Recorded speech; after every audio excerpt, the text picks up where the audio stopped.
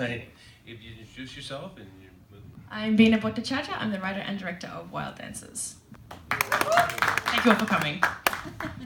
Okay, can you just give us a little bit of the inspiration for your movie, and then also can you tell us where it was shot and everything? Yeah, sure. So when it says it was based on a true story, that is 100% correct. So my really dear friend Chris, I'm obsessed with Eurovision. You might have been able to tell from that film. You guys don't have a Eurovision in America, do you? No. All right, so I'll give you a bit of background. Eurovision is an international song competition. It's run by the European Broadcasting Union. It's held every year. And countries all over the world enter a song. And for some strange reason, it's gathered a huge following in Australia. Not in New Zealand, not in Canada, not in America. You're all immigrant nations just like Australia, but there's something about Australia where we've really latched onto it. And so, yeah, it has a huge following for our kind of immigrant communities, people who came post-World War II, separated from their family, separated from their language and their culture, love Eurovision. But also somewhere along the line, it got a huge gay following. And so for Australia, which is a country that is very isolated and really kind of struggles with its immigrant history and struggles with like gay people, like we're one of the last countries to pass a law to have gay marriage, which was a few days ago. Eurovision has this amazing significance. So I love Eurovision. Every year I have a big party and I post all about it. And a few years ago, my friend Chris wrote to me on Facebook when I was gushing about Eurovision and how much I love it. And he said, I need to tell you my story, Bina. So 10 years ago, I was very closeted. I was a very shy gay boy growing up in a tiny town in Australia. And I was obsessed with Eurovision. And I was obsessed with Ruslana, and I used to watch Wild Dances on repeat in my family's shearing shed and learn all the dance moves. And I managed to convince the DJ at my very conservative Catholic high school to play the song. And out of the woodwork, there came the only girl from an immigrant family. She was Ukrainian, and she was as obsessed with Ruslana as I was for very different reasons. This is the second time Ukraine had entered Eurovision. Ruslana was very modern. They had only recently stopped being a part of the USSR. She was like the symbol of kind of modern Ukraine, and she was as obsessed as I was, and we had this epic dance-off. And I was like, that's a film. That is a film. So yeah, when it says based on a true story, that's literally it. And it was shot in and around Campbelltown, which is just outside of Sydney, which is where I live. And Campbelltown's kind of on the outskirts, so you can have locations that are very rural looking, and you can have locations that are very urban looking, and that's what we did to achieve the film. Okay, awesome. All right, because it was interesting, and I guess some of it looked like the footage that he was watching, and it was on a VCR, so it seemed like it was maybe it was supposed to be shot. I don't know if it was supposed to be current or if it was supposed to be something like no, the VCR. No, it's 2004. It was okay. Yeah. That's so right, that, I must have missed that, but okay, I'm sorry. No, that's fine. So this is actually one of the big challenges in the film. So Eurovision is huge. It's like a World Cup. It doesn't have an audience here in America, but it is massive. I actually had to write to the European Broadcasting Union and ask them, can I use the Eurovision brand name? Can I use Ruslana's song? Can I use your archival footage? And that was actually really challenging. We had to have a 2004 era television, which had a green screen, and we had to key in the archival footage from Ruslana's win in 2004. Total sense. Okay. Yeah. It was really cool.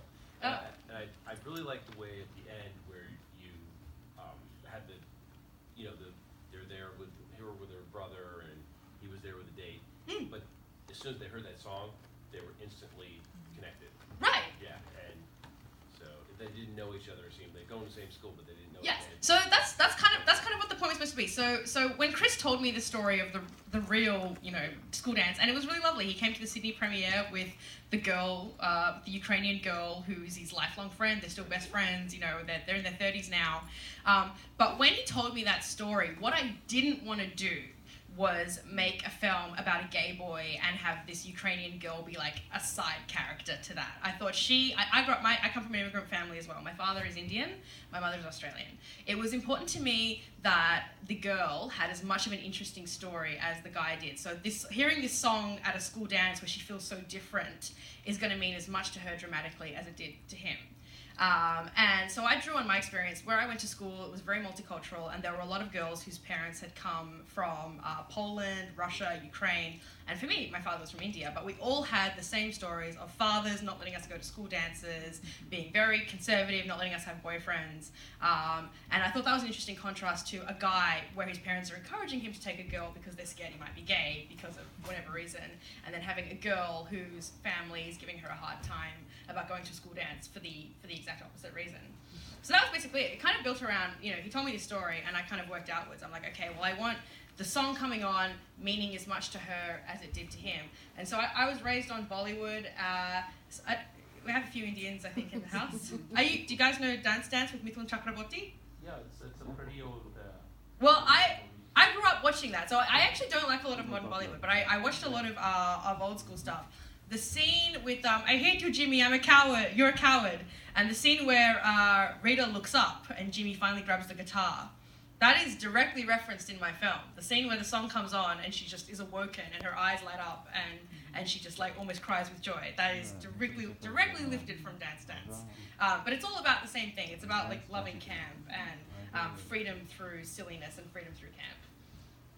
That's basically what it's about. So, how many days did you shoot? And I guess you had multiple locations, so I'm just wondering. Yeah, it was actually a really good shoot. It was 4 days.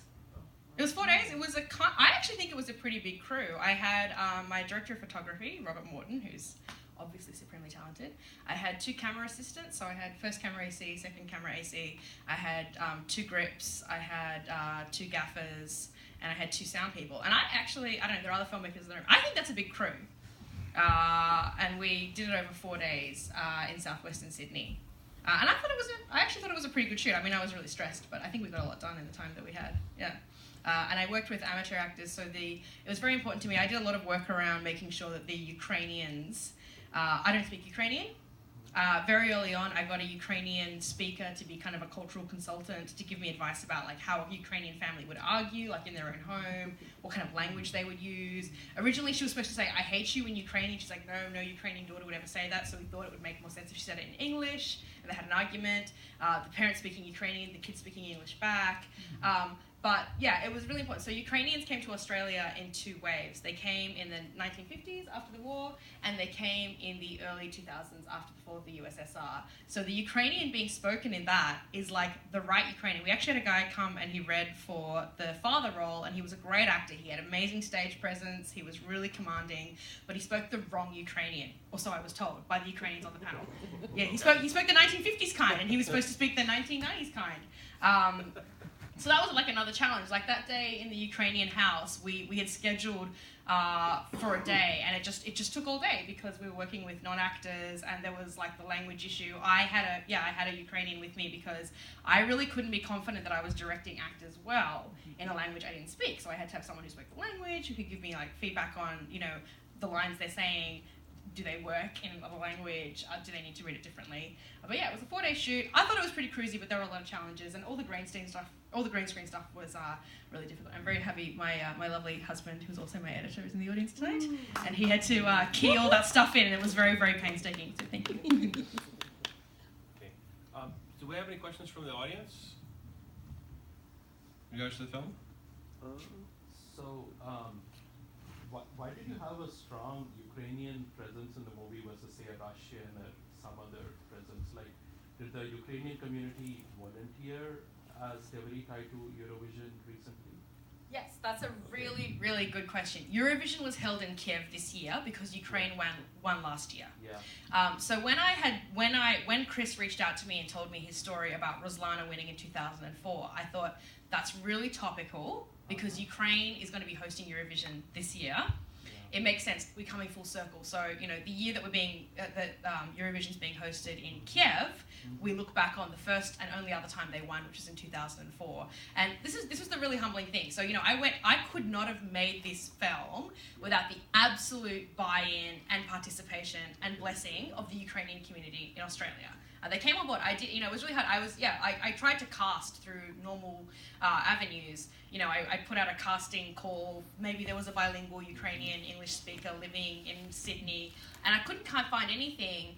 And then I did a post through the Ukrainian Council of New South Wales Facebook page, and my phone didn't stop ringing. I'm like, okay, well, I need someone who speaks Ukrainian, can act, and you know, it's a short film, and yeah, my phone didn't stop ringing, but I couldn't have done it without them, and that's actually been one of the nicest things. My original intent was like, I was going to make this film, and I wanted to screen it on Eurovision night, and I did. And I thought, it's topical, it's come full circle, we're in Ukraine again.